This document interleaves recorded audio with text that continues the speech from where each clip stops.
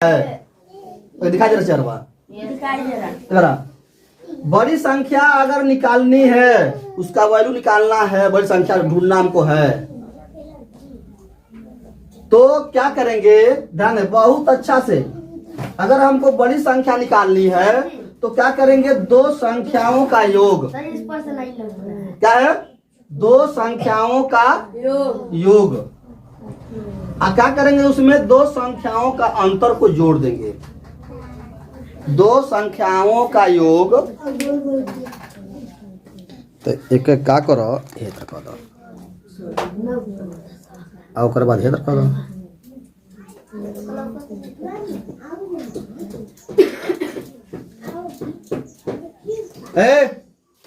तब तो कहा है दो संख्याओं, बड़ी संख्या ढूंढने के लिए क्या करेंगे हम? अगर बड़ी संख्या हमको चाहिए तो दो संख्याओं का योग प्लस दोनों संख्याओं का अंतर कर देंगे। बस समझ आ गया? और क्या करेंगे? दो से भाग दे देंगे। टू से करेंगे, टू से डिवाइड कर देंगे। यानी दो संख्याओं का योग सम ऑफ टू नंबर, या और कर रहा है और different of two number divide by two, ये हो गया इंग्लिश में। अगर छोटी संख्या हमको मालूम करनी है तो क्या करेंगे? दो संख्याओं का योग माइनस दो संख्याओं का अंतर कर देंगे। अगर इस तरह मैं तुम लोग का इस तरह सवाल एग्जाम्पल दूंगा, ये केवल मैं तुम्हें प्रमुख सूत्र में लिखा रहा हूं। तो दो संख्याओं, अगर छोटी संख्या जो अगर हमको ज्ञात करना है, फाइंड करना है स्मॉलेस्ट नंबर, तो क्या करेंगे? दो संख्याओं का योग और माइनस दो संख्याओं का अंतर कर देंगे, और टू से क्या करेंगे? टू से डिवाइड कर देंगे। मालूम हो जाएगा हमको छोटी संख्या। बस हो जाएगा।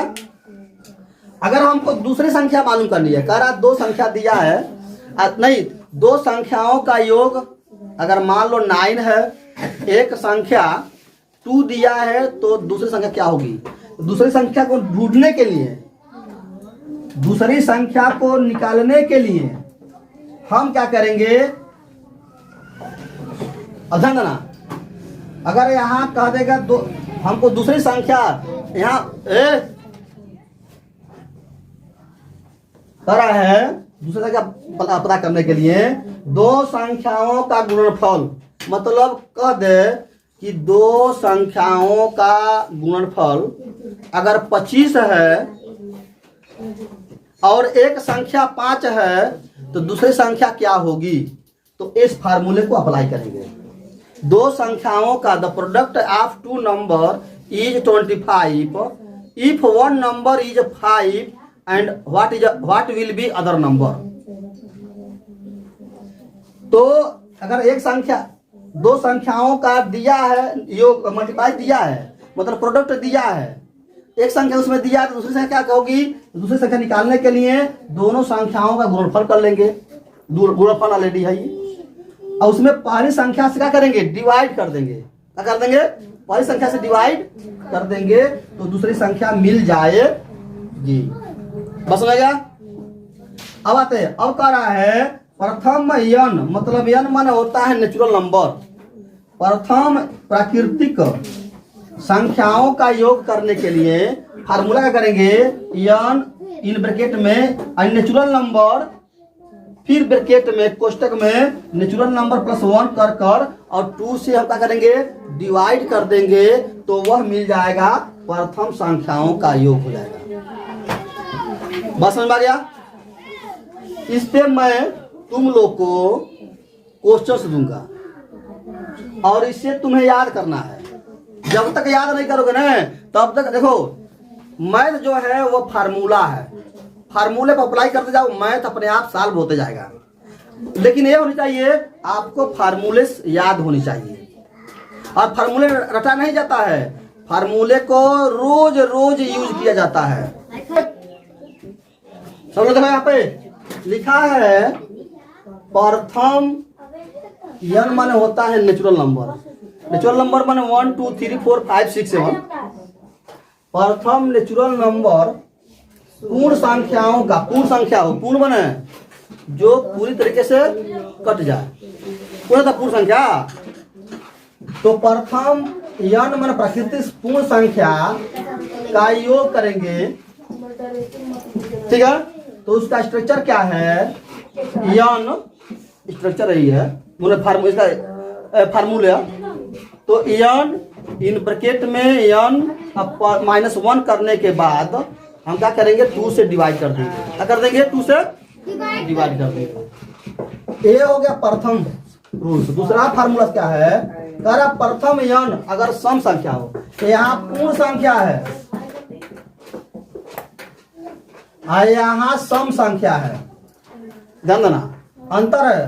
पूर्ण संख्या मतलब पूर्ण संख्या माने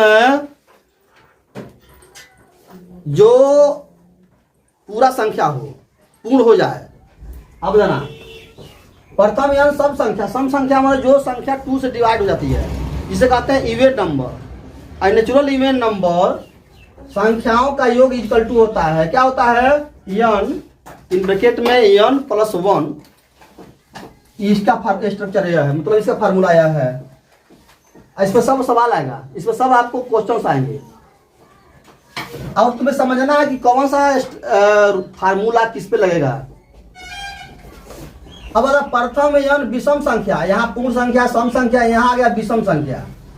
विषम संख्या मतलब जो 2 से डिवाइड न हो, जो 2 से डिवाइड न हो, जिसे हम ऑड कहते हैं, तो वह संख्याओं का योग कर देंगे। तो संख्याओं का योग इक्वल टू होता है x स्क्वायर, प्राकृतिक संख्या पर वर्ग हो जाता है, जिसे कहते हैं x स्क्वायर। क्या हो जाएगा, अगर 8 नंबर प्रथम n प्राकृतिक संख्या, अगर प्राकृतिक संख्याओं का वर्गों का योग।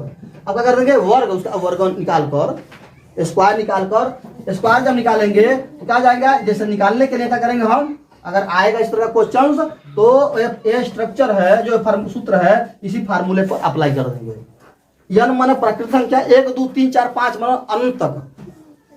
क्या है, अनंत संख्या कोई भी नंबर दो, n फिर n + 1 ब्रैकेट में, और फिर 2n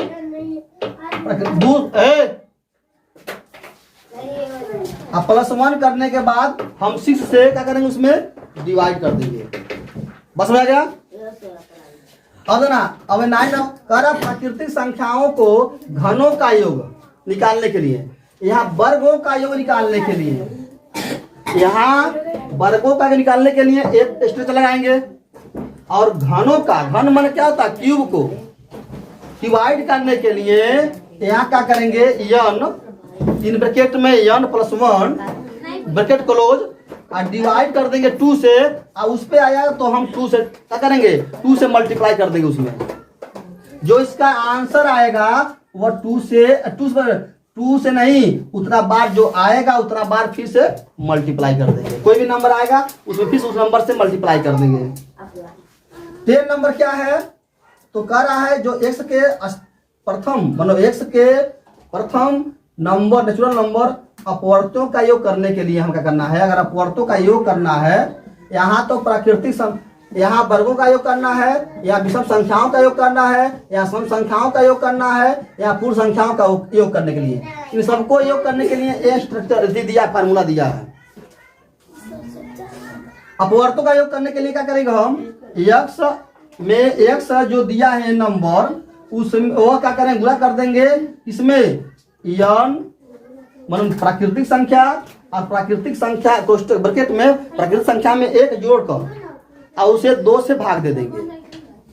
अगर दूसरी संख्या मालूम करने के लिए हम क्या करेंगे, दोनों संख्याओं का योग में से पहली संख्या घटा देंगे।